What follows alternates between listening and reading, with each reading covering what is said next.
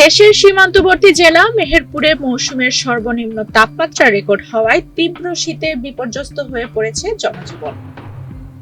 ঘন কুয়াশা আর হিমেল বাতাসে সকাল থেকে সন্ধ্যা পর্যন্ত কনকনে ঠান্ডা অনুভূত হচ্ছে, ব্যাহত হচ্ছে স্বাভাবিক জীবনযাত্রা।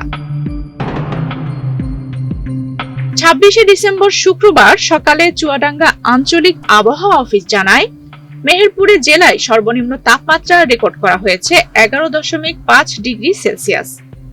বাতাসের আর্দ্রতা এ সময় ছিল 95%। আবহাওয়াবিদরা এই এলাকায় মৃদু শৈত্যপ্রবাহ বয়ে যাওয়ার আশঙ্কা প্রকাশ করেছেন।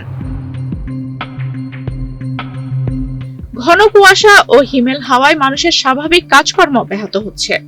রাস্তাঘাটে মানুষের চলাচল কমে গেছে। দিনমজুর, ভ্যান চালক ও শ্রমজীবী মানুষরা পড়েছেন সবচেয়ে বিপাকে। অনেকেই বলছেন এমন তীব্র শীত আগে দেখেননি কেউ। শীত বরাবরই ভালোই পড়ছে। এই মাসটা যেন শীতেরই মাস, তারপরে যেন অন্যান্য বছরের তুলনায় এই মাসটা শীত বেশি পড়ছে। শীতের সময় কাজ করতে সব জায়গায় আমাদের মতো কৃষকের বেশি কষ্ট হয়। একটা শীত মানে এরকম শীত আমার দেখি না। শীত খুব বেশি পড়ছে ভাই, আজকে 2 দিন।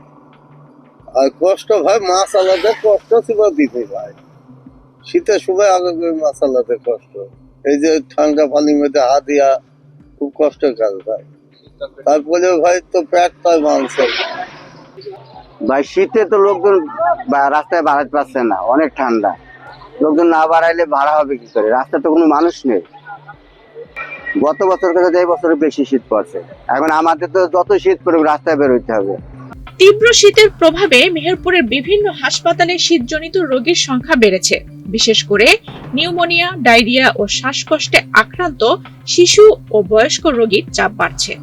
আমি কালকে ধরেন আমার রাজধানী কাল আসছি, নিমোনা হয়েছে, ডায়রিয়া হয়েছে, কাশি, সর্দি, এইগুলো হয়েছে, পাতলা পায়খানা।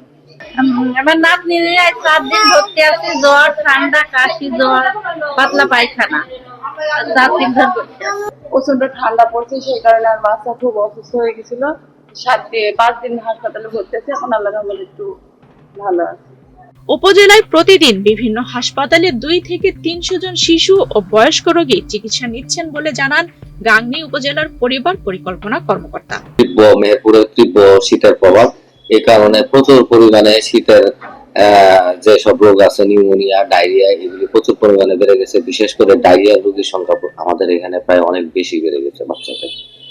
আমাদের পর্যাপ্ত পরিমাণে স্যালাইন এবং আদার যে ওষুধগুলি আছে ডায়রিয়া, সবগুলি দেওয়া হচ্ছে।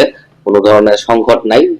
যেভাবে রোগী আসতেছে আমরা সেগুলি চিকিৎসা প্রদান করতেছি। শীতার্ত মানুষের কষ্ট লাঘবে সরকারের পক্ষ থেকে নিম্ন আয়ের মানুষের মাঝে শীত বস্ত্র বিতরণ কার্যক্রম চলমান রয়েছে। প্রশাসন জানিয়েছে শীতার্ত মানুষের পাশে সরকার সার্বক্ষণিক রয়েছে। শীতার্ত এবং অসহায় মানুষদেরকে উপজেলা প্রশাসনের পক্ষ থেকে সরকারি বরাদ্দের কম্বলগুলো এবং আমরা অন্যান্য সহায়তা প্রদান করে যাচ্ছি।